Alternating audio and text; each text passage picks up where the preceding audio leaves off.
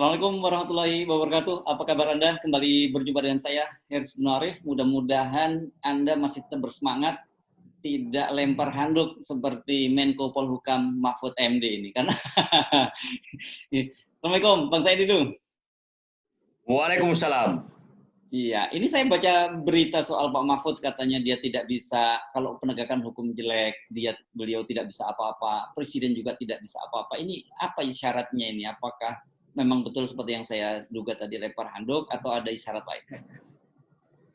Yang saya paling tunggu itu sebenarnya adalah sebagai fans City, Mahfud mengumumkan bahwa dia sudah lempar handuk sebagai fans MU dan pindah menjadi fans City.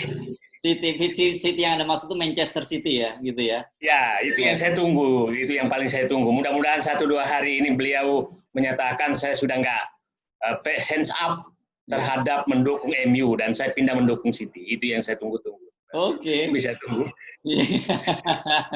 Oke, tapi kira-kira apa hubungannya kemudian beliau menyatakan bahwa kalau petugas hukum jelek, saya nggak bisa berbuat apa-apa. Bukankah beliau adalah Menko Polhukam? Bukankah itu wilayah dalam wilayah kewenangan beliau? Saya sangat kaget mendengarkan itu. Ini sangat berbahaya bagi negara yang sedang carut marut penegakan hukumnya, pemimpin hukumnya menyatakan tidak bisa apa-apa. Kenapa? Begini, itu bisa dinyatakan sinyal, menyatakan hai penegak hukum, silahkan berbuat seenakmu. Itu menjadi sinyal loh. Kami tidak bisa apa-apa. Apa-apakan Anda. Sementara di puncak-puncak penegakan hukum yang beliau sendiri uraikan, orang ditangkap seenaknya, orang yang kritik sedikit pemerintah langsung ditangkap, orang yang setiap hari mencaci maki orang lain tapi pro pemerintah dibebaskan, kiai-kiai dibacok, banyak sekali ulama yang istilah saya pembunuhan sedang terjadi kepada para ulama. Kemudian Kejaksaan Agung sedang dibakar. Jadi istilah saya Pak Mahfud betul-betul memberikan di luar dugaan saya berteman dengan beliau, di luar dugaan saya tidak memikirkan dampak kata-kata tersebut. Dampaknya itu menyatakan, saya ulangi lagi, dampaknya itu bisa diartikan kepada para penegak hukum bahwa kalian kita tidak apa-apakan. Terserah kalian. Itu dampaknya loh. Nah, akhirnya polisi bisa melakukan apa saja, jaksa bisa melakukan apa saja, KPK bisa melakukan apa saja, maksudnya melakukan apa saja itu ya bernegosiasi apa saja karena komandannya hukum sudah menyatakan saya dengan presiden tidak bisa apa-apa. Itu yang pertama. Yang kedua, bisa dibaca bahwa memberikan sinyal seakan bahwa penegakan hukum di Indonesia itu ada yang lebih berkuasa dibanding presiden dan Menko Polhukam. Ya. Berarti ada pihak lain yang mengendalikan hukum. Dan presiden dan Menko Polhukam sudah menyatakan tidak kuat. Pertanyaannya adalah, tempat penegakan hukum yang tinggi ada kepala negara dan Menko Polhukam. Ya kan? Nah, tapi kalau dia sudah menyatakan tidak mampu, berarti ada pihak lain yang lebih berkuasa dari presiden dan Menko Polhukam di dalam penegakan hukum. Nah, yang ketiga, Mas Hershu, adalah berarti kita tahu penegakan hukum kan ada yang utama adalah Mahkamah Agung, ada 4 kan, Mahkamah Agung, Menteri Kehakiman, kemudian Menteri Hukum dan HAM, kemudian Kejaksaan Agung dan polisi. 3 pejabat tinggi di bidang hukum itu diangkat oleh presiden. Jaksa Agung, Kapolri, dan Menko Hukum dan HAM. Nah, pertanyaannya adalah kalau itu memang mau penegakan hukum kan tinggal gampang, tinggal panggil mereka, perintahkan, lakukan penegakan hukum begini. Berarti sekarang mungkin Pak Mahfud juga sudah menyatakan, membuka dirinya, menyatakan bahwa ketiga orang ini saya nggak bisa ngapa-ngapain loh. Oke? Saya nggak bisa ngapa-ngapain. Presiden pun nggak bisa ngapa-ngapain. Artinya, pengangkatan ketiga orang yang saya sebutkan tadi, berarti bukan presiden dong yang mengangkat. Ada orang dong yang mengusulkan, dan orang ini lebih berkuasa dari presiden. Jadi saya katakan ini sinyal sangat berbahaya. Sangat berbahaya di tengah-tengah ketegangan sosial, ekonomi yang seperti ini, ekonomi sedang carut-marut, corona, kemudian penegakan hukum, terus keluar pernyataan harapan rakyat, tempat harapan rakyat menitip penegakan hukum, menyatakan kami sudah tidak bisa. Itu Pak Mas Heru kira-kira. Ya, saya melihatnya setidaknya ada dua hal yang mesti menjadi perhatian dari ucapan Pak Mahfud itu. Satu, memang situasi penegakan hukum sangat parah, seperti yang beliau katakan jelek. Kedua, ini semacam emergency exit gitu dari Pak Mahfud. Karena bagaimanapun kan Pak Mahfud ini berangkatnya dari kalangan akademisi yang kita sebut selalu punya akal sehat gitu. Apakah kemudian juga beliau akan bergabung dengan orang-orang di dalam pemerintahan yang tepat dan pendukung pemerintah bergabung kembali di dalam kelompok akal sehat gitu. Jadi emergency exit saja gitu, Bang Said itu. Saya mengikuti pernyataan Mahfud MD beberapa yang terakhir ini adalah akal sehatnya lebih menonjol. Betul. Akal sehatnya mulai menonjol. Jadi mungkin saja beliau sedang jujur menyatakan inilah yang sebenarnya. Sehingga dia menyatakan, rakyat Indonesia, sebenarnya negaramu seperti ini loh dalam penegakan hukum. Presiden dan saya pun tidak bisa melakukan apa-apa. Persoalannya adalah beliau sedang berkuasa. Ya. Sedang berkuasa. Nah, yang bisa terjadi adalah penegak hukum melakukan apa yang saya katakan tadi, apa yang dia mau, karena tidak ada lagi. Presiden sudah menyatakan, saya nggak ikutan loh, terserah. Mau nangkap siapa, mau mau menyatakan semua orang yang membacok dia itu adalah orang gila, terserah, atau mau apapun yang bisa Anda lakukan, karena kami tidak bisa apa-apa. Itu yang masalahnya. Nah, tapi saya sih berharap dengan omongan ini Presiden merasa tersinggung dan Mahfud MD merasa tersinggung, dan dia bisa memanggil ketiga orang tersebut, janji saya melakukan ini demi ini. Nah, tapi saya melihat sinyal itu agak jauh, karena mari kita masih ingat kita bagaimana upaya tentang Novel Baswedan. Itu kan betul-betul ketimpangan penegakan hukum yang sangat terjadi.